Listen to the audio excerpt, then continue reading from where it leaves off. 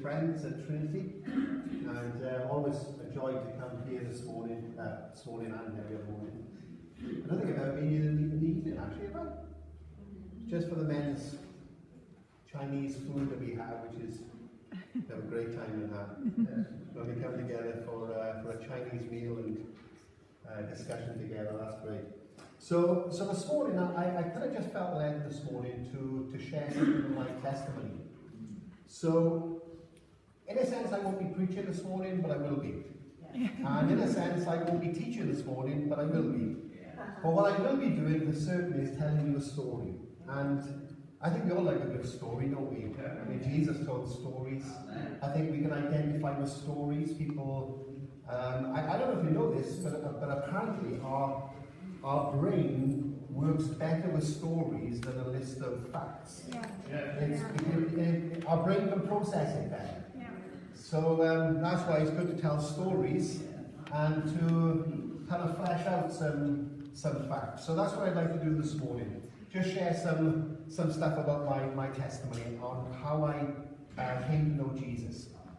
And in a sense, I guess some of the things that will come out of my story this morning will be the faithfulness of God, the grace of God, the love of Jesus, the mercy, the grace. I mean, we could just keep going, couldn't we? And I experienced all that when I was in prison 13 years ago, and still to this day, I'm still experiencing the grace of Jesus and the love of God and the fellowship of the Holy Spirit, as Paul talks about. I've been asking myself the question recently when I've been thinking about my story, when I look back over my life. I've been asking myself the question, was I a troubled boy or was I a troublemaker? Probably a bit of both, actually. I was probably a troubled boy and a troublemaker as well. You can make up your mind by the time I finish this morning. But I do remember a few years ago speaking to a psychologist who knew something of my story and knew something of my book, because God has been very, just really graceful in helping me to write that book and then putting it into all the prisons in the UK. There are 130 prisons in the UK. We've covered about 70 so far. So that came on the back of a prophetic word that God wanted us to get the book into the prisons. And so this lady knew something about my story. She was a psychologist, and I remember her saying to me one day, she said, "Do you know what, Neil? If I put you in a room with a team of psychologists, they'd have a field day with you. They love to talk to you about what's happened to you." Because, sometimes we hear stories of, let's just say for argument's sake, somebody who is blind receives their sight, physically. Yeah, that's amazing, isn't it? When something like that happens to a person. Or if somebody gets out of a wheelchair, who's been in that wheelchair for many, many years, we would call that a miracle. And we would call it a physical miracle, wouldn't we? It is a miracle, and God does do stuff like that. My story really isn't so much a physical miracle, but an emotional transformation.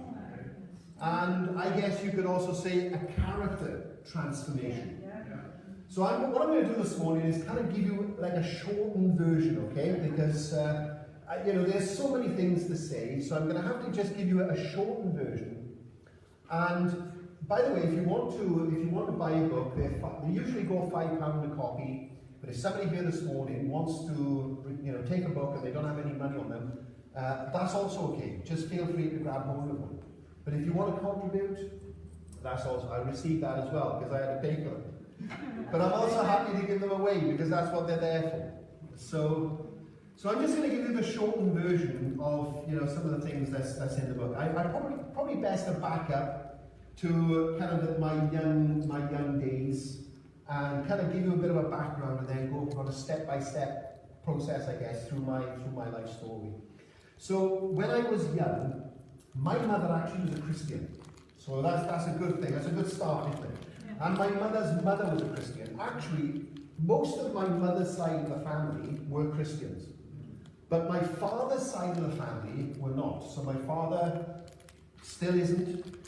My stepfather also, because my mother got remarried after a divorce. My stepfather is also not a Christian. Grandparents on that side, not Christian. So even though when I was young, my mother used to take me to Sunday school, and in fact, when I was sharing my testimony not so long ago, one of my old Sunday school teachers was in the meeting, and she reminded me that I used to be a right nightmare. That's the troublemaker bit, I suppose, isn't it? That's the troublemaker bit. And so even though my mother used to take me to Sunday school when I was a child, and you know, for many years actually, she took me back and forth to Sunday school. I kind of took the other road. You know, in those days I had a stronger relationship with my father's side of the family. Actually, I would say that it's both the same now because I've become a Christian. But my relationship with my father's side of the family was stronger than my mother's side of the family. And really, I was brought up, in a sense, in the sort of, in the rugby environment. So, like my uncle played rugby, two of my brothers actually still play rugby now. Well, one of them's coaching now. The other one got a Welsh cap actually for playing under 18s, played for the Ospreys Academy, plays for Aberystwyth at the moment. The other boy does coaching. So a lot of my family, basically, my grandfather used to take me up to the rugby club when I was like, you know, on a Saturday afternoon. And I was brought up into that kind of world, you know. We'd go and watch, some of my family members would be on the pitch. And I always remember just a duck, you know, just a little one back in those days. Going back and forth Saturday afternoon to the local Pyle Rugby Club. And, you know, Pyle were actually really good in those days. Remember Howard Davis, who played for Wales? He was the fullback for Pyle back in those days. They had a good team. So most Saturdays they'd win. And I remember being back in the clubhouse and hearing all the singing and all the banter and all that sort of stuff. And I was kind of, you know, going down that road, if you like. I was into fitness myself. Started doing a lot of weight training when I was 15. I used to be in the tight t-shirt gang. I'm in the tight t-shirt gang now for very different reasons. But I used to be in the tight t-shirt gang when I was younger, you know, when we used to knock around with the boys. And so I kind of started going down that route. Now, here's the thing. As a young boy, even though all this was going on around me, I had some personal issues. My issue really was to do with feelings of rejection. Yeah. If anyone here this morning has experienced that, and I would imagine that people do experience it at different levels anyway, but I had it like as a real issue, a real problem, okay? And you know what I mean then when I say rejection, if you've experienced it. It's like you just, you know, you walk into a room and you just catch your name in part of a sentence, and you don't know the whole sentence. You just automatically think that people are speaking bad about you, that you're rejected. And for me, it became like a monster inside me, right? I couldn't control it. And from about the age of 13 or 12 or 13, right through my teenage years, I battled with this thing called rejection. Now, to actually try to deal with that, I started to slip into the whole drug culture. So even though that in one sense I was still doing training and that sort of thing, I was getting involved with drugs. It started at the age of 14 when I started getting involved with solvent abuse, which was basically, you know, then was sniffing petrol. Actually, that's what me and the boys used to do. We used to go down to a local scrapyard and we used to sniff petrol all day when we had a chance. And we used to get it totally off our heads, right? That was my way of dealing with my feelings of rejection, my identity crisis. You know, that was my way of trying to work it through. And that obviously became like what we call a gateway drug. I don't know if you've ever heard that phrase before, but one thing leads to another thing, doesn't it? And from there, I actually went on to the cannabis and all the rest of it. Experimented with magic mushrooms and you know, LSD, doing acid and stuff like that when I was, you know, you're talking around about the age of about 16 now, okay, 16, 17. When I was 17, a really good friend of mine, you'll read about him in the book, he's in the book as well, and one of the main reasons why he's in the book is because he's also got converted himself. He's also a Christian now. But he started selling drugs when we were about 17 years old. And because of my problems, like, he wasn't just a friend, he was a second cousin. That's how I kind of knew him so well. So I had my problems, he had his problems, and we just kind of, we became like thick as thieves. And I ended up getting into all that world. Just to paint you a picture very, very quickly, I became harder and harder over the years. My heart became harder. I became more and more bitter. I became more and more angry. I was one of those boys, right, that used to think that the world owed me a living. You know? And everybody else was wrong and I'm right. I had a chip on my shoulder in some ways, you could say, you know? And that was my life for about 10 years, from the age of 18 to the age of 28. And this is just a shortened version. I'm just giving you a summary of what life was like. I fell into drug addiction, so I became a drug addict at the age of 18. And then it was kind of natural, really, just to coast into becoming a runner. Become a drug runner, because all my friends were drug dealers. And I've got to be honest with you, right, I was dazzled by it all. I'll be completely honest with you, right, I was dazzled by it. All my friends, like when I was younger, all my friends were all the hard boys on the block. So sometimes I used to go and look after people's homes when they had to go to prison.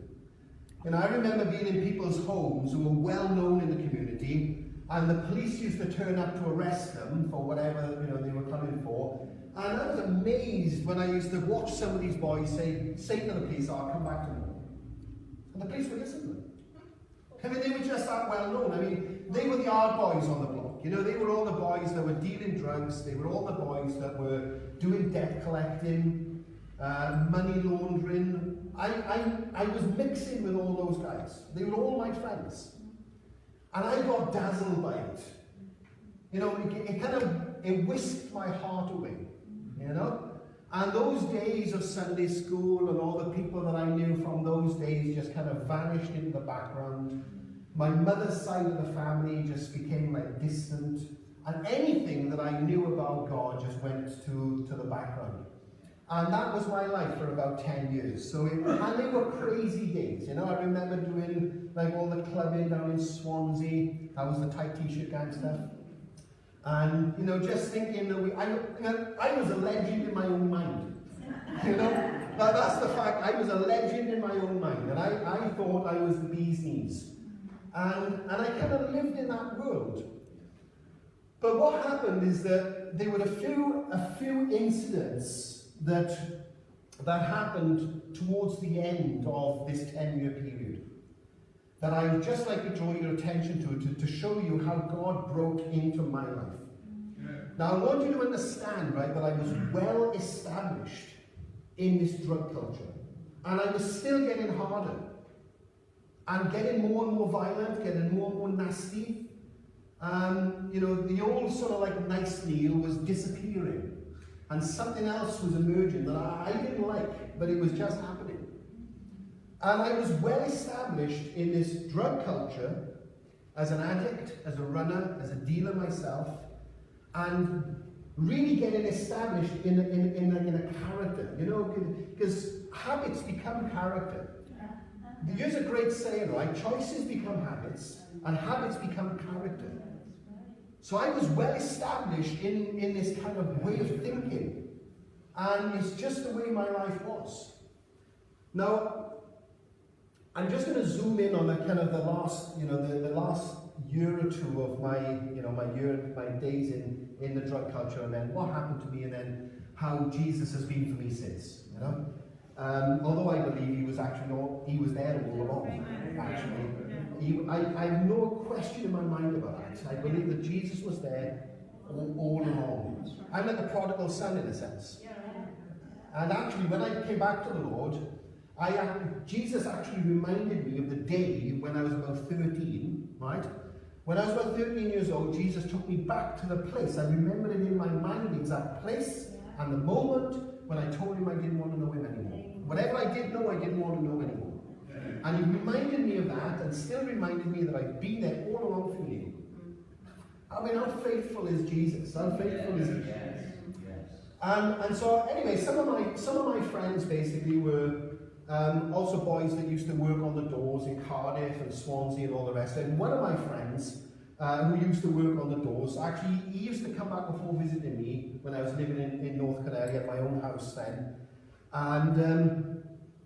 And what was funny was that when we were younger, because he was the same age as me in school, when we were younger, when we were about 14, 15, we used to go back and forth to like the youth club in Kentfigill Church.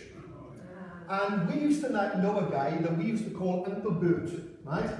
Any of you here this morning called uncle or auntie by your kind of the Sunday school children? Yeah, and so like we had that, and we still called him Uncle Bert when we were 14, 15. And one day, my friend Gareth, right, who was, I mentioned the fact that he was working on the doors just to show you that he was a million miles away from God himself. And he said to me one day, do you fancy going to see Uncle Bert? And I was living in his house now that had basically become like a drug den. And he wanted to sort of like say, come on, let's get out here for a couple of hours, let's go and see Uncle Bert. And I said, all right, fine. So we went up to see Bert, went into his house. And now Bert, he starts telling us of stories of people's homes he'd been going into to pray over their homes because they were like stories from the families of things, weird things going on in that house. Right? You know what I mean, don't you? Yeah. Bert was well known for this stuff. Right? He's gone on to be with the Lord now, but he was radical. I tell you, Bert Cooper was radical. He was the sort of guy that you could bump into on a Saturday morning in the bus station. And he'd tell you, man, Jesus woke me up this morning, 7 o'clock, told me that I've got to travel to Llanelli because there's somebody going to be there that I've got to talk to. That's the sort of guy he was. Even at 70, he was still doing that. And he was that sort of guy, and I knew him obviously from the past. Everybody knew Bert. So we were having a conversation with him in his house, and he was telling us about these houses that he was going to. And then all of a sudden, he looked at me, and he said, what's going on in your house these days? This is like my old Sunday school teacher, And I said, nothing, why? He said, I want to come down your house. He said, will you let me in? And I want to come down your house and I want to pray over your home. And I thought to myself, well, why not? I mean, that's what I thought. Why not? I mean, anything that's going to help to bring some good into my house. Because I tell you, things were weird in my house back in those days. I mean, I used to see things on the corner of my eye, stuff in the shadows and all that. How much of it was drugs and how much of it was spiritual. I think but there was some wacky stuff, some really weird stuff. So I was really happy for this guy to come down.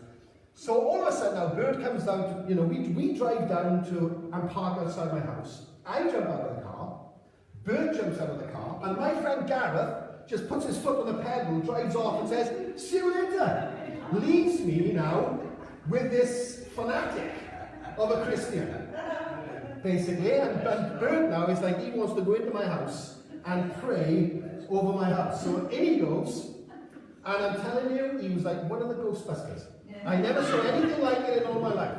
He was walking into rooms, and he was actually saying to me, I can see them running away, I can see them running away. And I said, what's running away?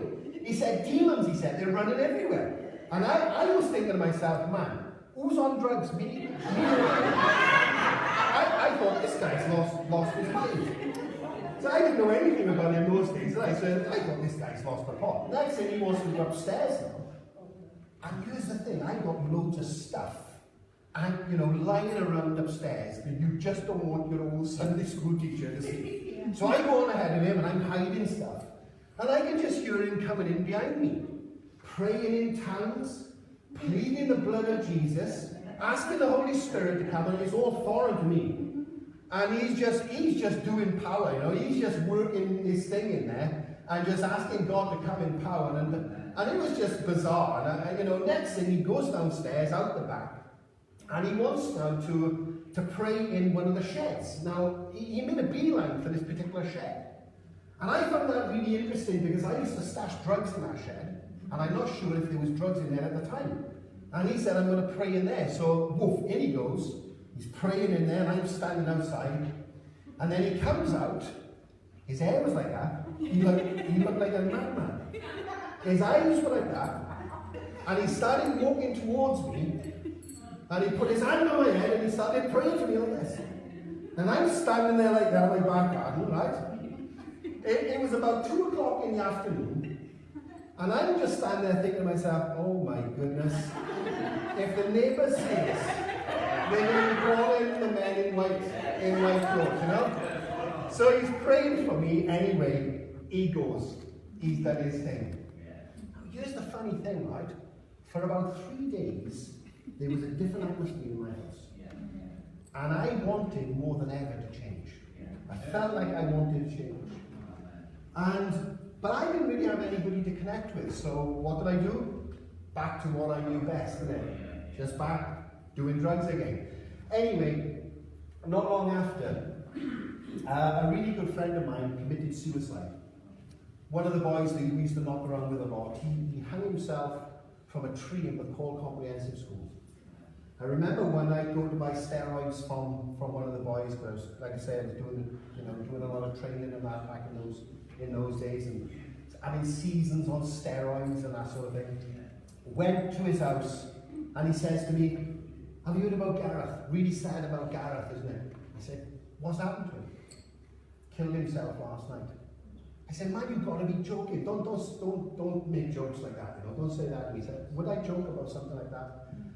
Jumped in the car, drove over to my friend's house, over to my other friend's house, and just the look on his face just said it all. And I tell you, if you've been close to someone and something like that happens, I felt like my guts had been ripped out. And I just, what we would call, I went on a bender. Do you know what I mean when I say I went on a bender? I went on a bender on the drugs. And because I was trying to deal with his heartache. So not only did I have issues with rejection, I had a broken heart. And it was just all happening. And the day that it was my friend's funeral, Gareth, the day that it was his funeral, my grandfather, who I was really close with, my father's father, also ended up in hospital. He'd had a stroke. Anyway, to cut a long story short, when I came back from the hospital one night after visiting my grandfather, I felt this strong urge, right? And when I look back, I believe this was God. Yeah. I had this strong urge to go and visit 2 people that I knew from Sunday school. They lived in the next street to me when I was living in North Canary. Their names were Hayden and Ruth Roach. They knew Bert well. And I went over there and I just knocked on the door. I must have looked like a wreck. I'd been up, for probably about 10 days without sleep. My mind was going, And I knocked on the door. The only thing that I could think of saying was, is Bert here? And they said, no, he's not here, but why don't you come in? So I went into their home and I told them, my friend had just committed suicide, my grandfather had just ended up in hospital. I just needed somebody to talk to. And Hayden said, look, would you like me to pray for you? So Hayden then just basically prays for me in his kitchen and then gives me a Bible called the Message Bible, contemporary language thing. So basically I took it back over the house and I had this kind of like, I had almost like built a shrine really in my attic. I had a cross in the middle. I wasn't religious, well I thought anyway, but a cross in the middle, a pamphlet from Gareth's funeral, and this Bible. And I used to sometimes go up there and just think about stuff. Anyway, a few days later I got busted by the police, I got raided. And when I got raided by the police found the Bible, and inside the Bible, I hadn't noticed this because I never actually read it, but inside, it said Hayden and Ruth Roach and their address. The police thought that I had burgled their house and stolen the Bible. Now let me ask you a question, right? How many burglars do you know? So the police went over to their house and said, look, we've just been to Neil Harvey's house, we found this Bible in his house, it's got your name on it, have you had your house burgled recently? No, we gave it in not so long ago. Anyway, I say all that because even through quirky ways, Christians were getting involved in my life. And I was told afterwards that because of that, they prayed for me more. They started to pray for me. So kind of God was working all this out. Anyway, I'm just going through one at a time in it, as quick as I can, in a sense. Not long after, a good friend of mine who just spent 3 years in prison, he had 6 years for being involved in a stabbing, actually, from where we come from. He'd done 3 years and he'd just come out just at that time. And a couple of us thought, particularly me, great, because he had met boys, what we would say, over the bridge, struck up some good relationships, and then all of a sudden, it was almost like in the nick of time for me, because I was still on my bender. It was just like in the nick of time, a new relationship opened up where we could get basically loads of drugs down into the community. We were doing a lot of that. And once again, I was like a legend in my own mind, thought I was the king of the jungle, But the fact of the matter is that deep inside, that I was still having serious issues. And one of my issues was mental. Have you ever heard of something called psychosis? Yeah. Psychosis basically is, I think, is the early developments of a mental illness. And you see, the drugs that I was doing back in those days were amphetamines, which we call speed. It's an upper, and sometimes I wouldn't go to sleep for like 2 weeks. Can you imagine that? 2 weeks without any sleep, 4 days crashed out, and then do another 2 weeks. You do that for 6 months. Yeah. You're frying your brains, literally. And you kind of, after 4 days sleep, you get up, and you don't know whether the stuff that you did before, whether you actually did it or whether you dreamt it. And I was struggling mentally, right? And it was coming up in my speech, so I couldn't talk properly. So like some of my friends' children used to say to my friend, "What's happened to Neil?" And I couldn't talk properly, my mind was going. And I myself actually started to struggle with psychosis. It's a really funny story, this, I tell you, you wouldn't believe it. I actually thought that I had come up with an invention. And I thought that I was going to be a multi-millionaire. This is what your mind can do to you when you're on drugs. And basically, what I thought up is that if I could make like this clothing, like with a mirrored surface, I could make somebody invisible from about 20 meters. And I was going to sell my idea to the military. That's what was going on in my mind. I sometimes used to walk by the side of estate agents, look at these mansions, and I must have looked like a wreck, but I'm looking at these mansions in the window thinking, I'm going to buy one of those. I'm going to buy one of those. I was, once again, a legend in my own mind. I thought that I hit the jackpot. And so much so that I was so convinced about it that I walked into a bank in Porthcawl, walked straight to the front of the queue. There was a long queue there. I walked straight to the front and I banged the desk and I said, I want to see the manager. Because I wanted money to get this idea off the ground. And this woman behind the counter, she said, what on earth do you think you're doing? You can't just walk to the front of the queue. Do you know what I said to her? Do you know who I am? Do you know who I am? I left there. They didn't want to see me straight away. They made another appointment for me. I left there, went down to a solicitor's in Porthcawl, walked into the solicitor's. I must have convinced him as well, because he saw me 3 times for nothing. I sat in front of him over the desk, and I shared my idea with him, and I said this to him, you stick with me and I'll make you rich. I said that to him. I was losing it. I'm telling you, you carry on going like that for a while, and a little longer, and you're going to end up in a nuthouse. That was where I was going. Anyway, to cut a long story short, because of my mental problems, I lost a large package of drugs. My book starts off with this story. Right? I won't go into the details now, but I just suffice to say that I lost a large package of drugs that was worth somewhere between £5,000 and £7,000. And I nearly got through to prison. One of my friends particularly came into my house one night with a knife that big and wanted to know where it was. And when he did that, I had a meltdown. That's the state I was in. I was suffering mentally, emotionally, And I remember him walking out of the room after I convinced him that I didn't know where the drugs were, and he believed me. I remember him walking out of the room, turning around, and as he walked out, he said to me, Neil, I just don't trust you anymore because you're using needles. Some of my friends weren't, you see, because they were only in it for the money. But I was in it for the money, and I was doing the drugs as well, because I had massive issues that I was trying to deal with. And when he said that to me, do you know what popped up? Rejection. Yeah. Now my friends are rejecting me. Everybody's rejecting me. You can read about all that in the book. Not long after, I ended up in prison.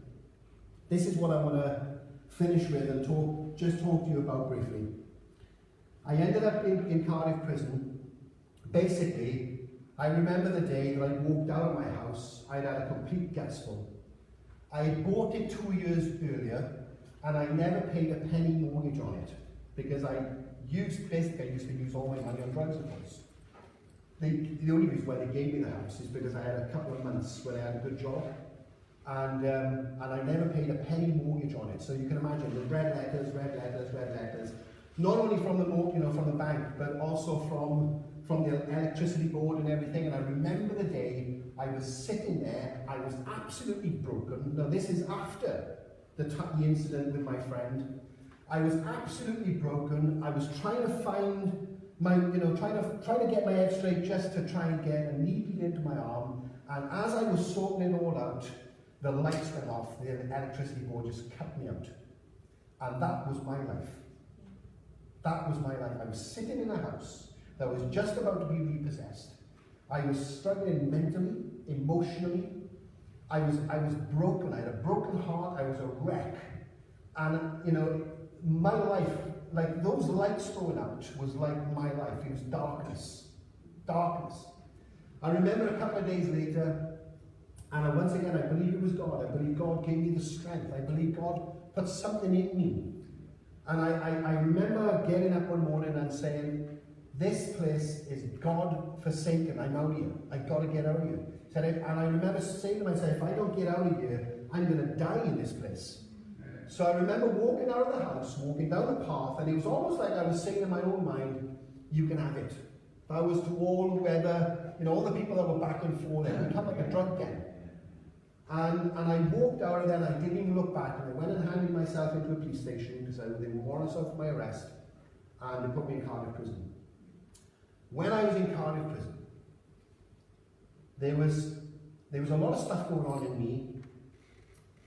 I'd like to use the word frustration, only it was a lot worse than just feeling frustrated. And sometimes words fail. Just imagine just for a moment being tied up with ropes and you can't break free. You know that frustration that you can get? I felt like that. I felt like that in prison inside. I was like in my own prison. It was like I was in a maze. It was like I was so confused. I didn't know what to do. I felt like as they say, burnt the candle at both ends. I'd run out of options. I'd run out of time. I'd fallen out with a whole bunch of friends because of my mental problems, and I was losing things. You don't want to be losing things in a world like that. And the only reason why I'm probably still alive is because they were friends of mine. It's like this serious stuff. But then I was in this prison cell, and I was absolutely broken. And all of a sudden, it was almost as if I could give you one version of what happened to me, and it's actually a very simple version. The version that I'm about to tell you is just really simple in that I felt that just in a moment, and I just don't know how it happened. In a moment, it was like God came and switched a light on. And all of a sudden, my testimony to my friends afterwards when I got out of prison, when I used to tell my friends my story, I used to talk about the blind man in John chapter 9, And I used to say, listen, guys, I was blind, but now I can see. Now, by this time, I got friends with all these boys again. It was just our fallout was just a passing phase, and we were back buddies again. And I got converted, and I was trying to tell them about what happened to me in that prison cell. And I was saying to them, look, I don't know what happened, but I was blind, and now I can see. And it was almost as if God came and flicked a switch, right? And I went from a place of despair to hope in a moment. Like I went from a place of darkness to light in literally just a moment. Something happened in me. Something happened to me. And just this hope started to well up, and I started to have memories of Sunday school. I started to remember the people who used to take me to Sunday school. I started, it was coming back to my mind about Hayden and Ruth and Bert Cooper, and it was like, I started seeing something in those moments that I hadn't seen before. It was like God was setting me up for something. And I remember writing my grandmother a letter, my father's mother. She wasn't a Christian, but I remember writing her a letter. I was in that prison cell that day, and my grandmother used to call me Little Boy Lost, right? Even when I was 28, I could walk into the house, and she'd say to me, there's my little boy lost. And she always used to say this to me. She'd say, where have you been? Who have you been with, liar? She always used to say that. Who have you been with? Who have you been with? Where have you been, liar? She always used to say that. She loved me, you know, and she always wanted the best. And I remember writing her a letter in that prison cell, and I used to call her Ma'am. And I said, Ma'am, do you remember that little boy lost? Well, he ain't lost anymore. You know, I felt like, and unless you experience this, it's difficult to understand, but I felt like I was coming home. I felt like I was coming home to something, to my family, to God. And it all just started to come back.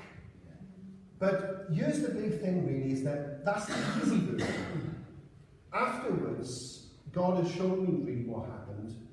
And I've written a poem about it actually in my book. In fact, I remember when I was in Bible college, God said to me one day, grab a pen and paper and write down what I'm about to tell you.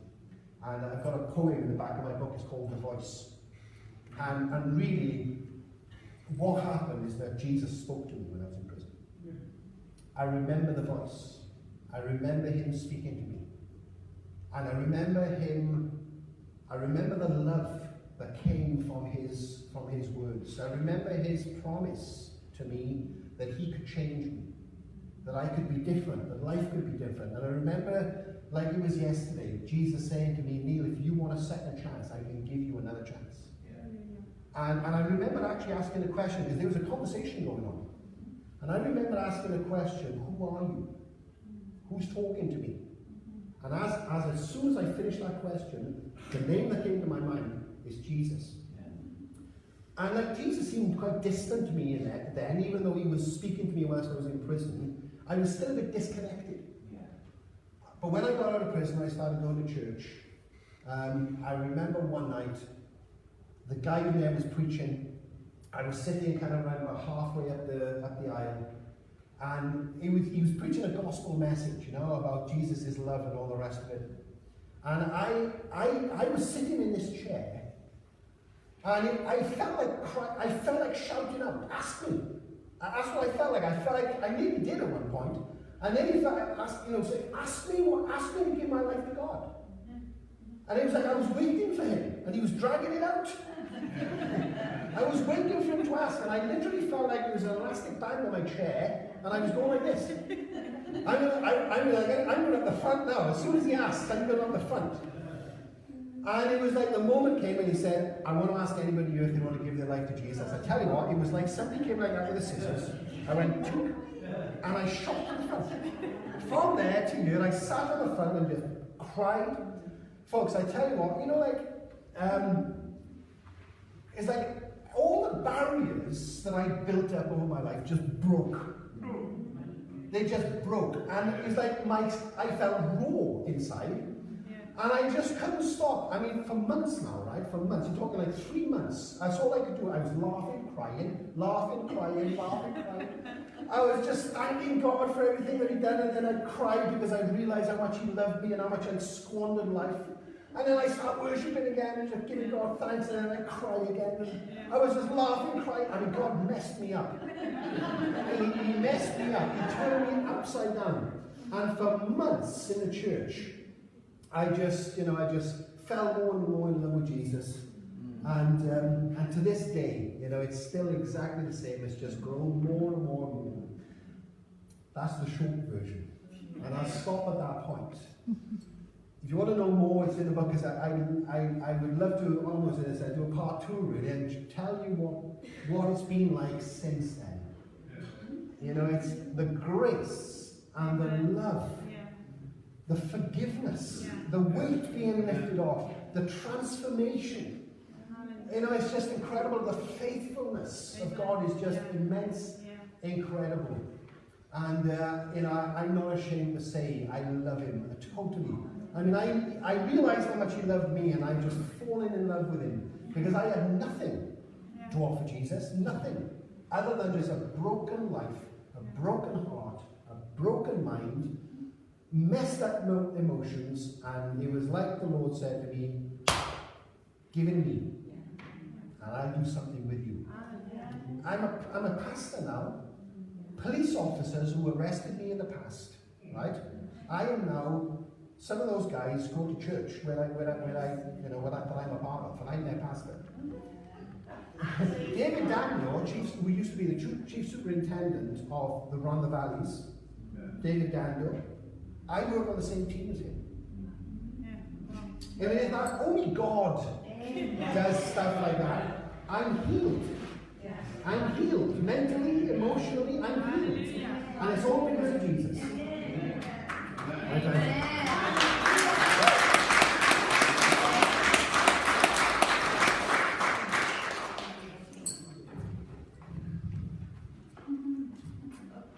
I got some dates in early next year. We're going to do part 2. All about the grace. Okay? Yeah. Would you like that? Oh, yes. Yes, good. Now, it's incredible. You'll be interested in this deal. When we were all giving thanks to God in the worship and praying, it was like, I almost came up and said this at the end. If you shut your eyes, now always shut your eyes, there's all blackness in front of you, and if you just imagine eye level is the ground, and all of a sudden there's all black around you, and someone turns a torch vertically on, and there's a torch shining up in the midst of darkness, going out with the V. That's what I had over there. Yeah. And God was saying, when you focus on me and you start to give thanks, he said, darkness goes. But he was saying, you know, your prayers bring light in the midst of darkness. God, it's amazing that, isn't it? I almost said at the start, but I'll keep the end. Shall we just finish with the worship?